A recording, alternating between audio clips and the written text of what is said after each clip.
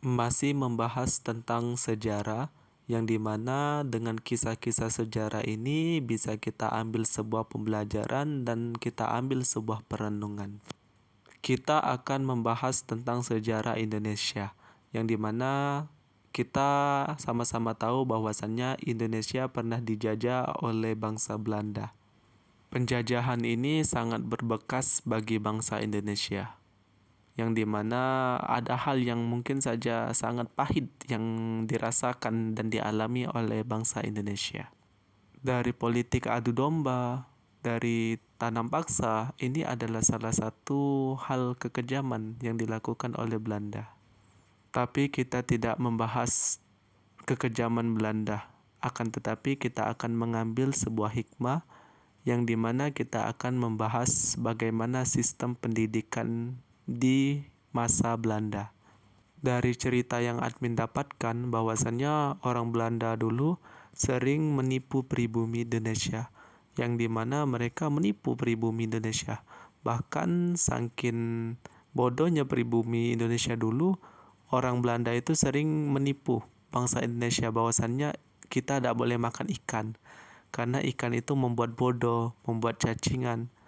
Ini adalah salah satu penjajahan yang dilakukan oleh Belanda dengan cara melakukan sebuah pembodohan.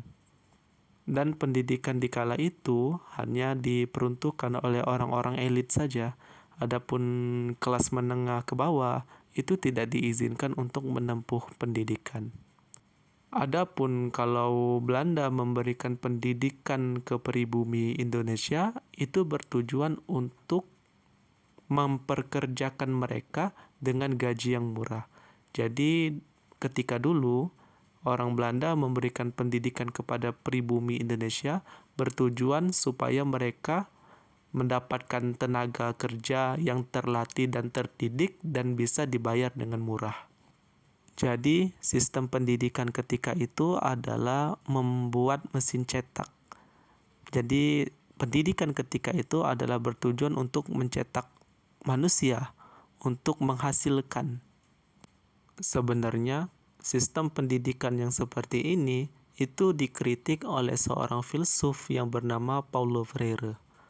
Paulo Freire ini adalah seorang filsuf pendidikan yang berasal dari Brazil, yang dimana beliau memiliki sebuah pendapat bahwasannya tujuan dari pendidikan adalah meningkatkan kualitas yang ada di dalam diri manusia.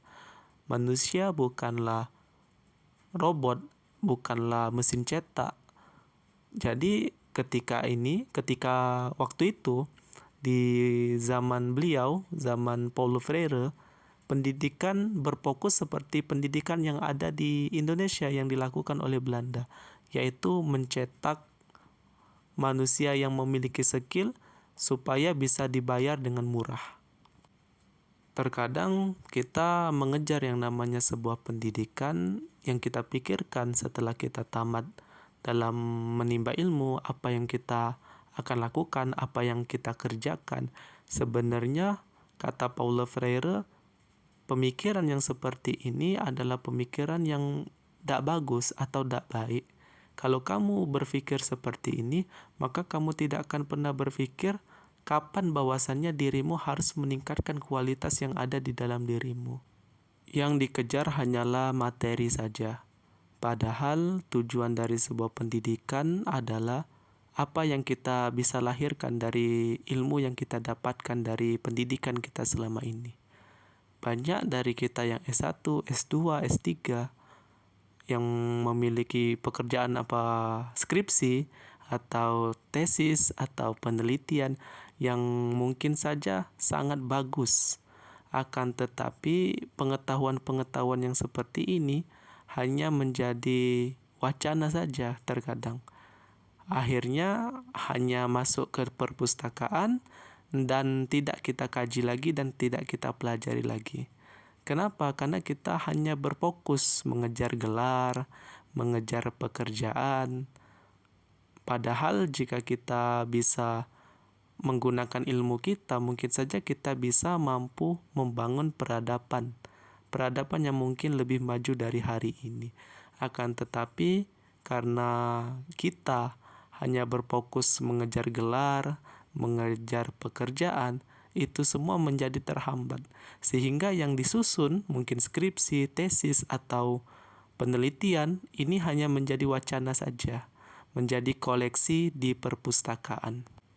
Kalau kata Ibu Dewi Sartika, ada 3 cakupan pendidikan. Yang pertama, membentuk karakteristik, membentuk pola pikir, dan yang ketiga, membentuk keterampilan. Ada orang yang memiliki pemikiran yang bagus, pintar, memiliki keterampilan, akan tetapi tidak memiliki akhlak. Kalau memiliki akhlak, mungkin tidak ada orang yang korupsi, tidak ada pejabat yang korupsi. Kenapa ini bisa terjadi? Kalau ingin dilihat, mereka pintar, mereka memiliki keterampilan, akan tetapi tidak memiliki karakter. Artinya apa? Artinya pendidikan yang ditempuhnya selama ini tidak berpengaruh, tidak memiliki manfaat, dan tidak meningkatkan kualitas yang ada di dalam dirinya. Nah, inilah yang sebenarnya dikritik oleh Paulo Freire.